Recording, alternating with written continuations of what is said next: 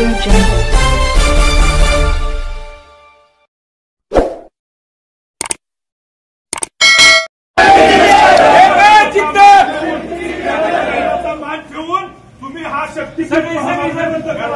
अशी आमची सर्व शेतकऱ्यांची विनंती आहे.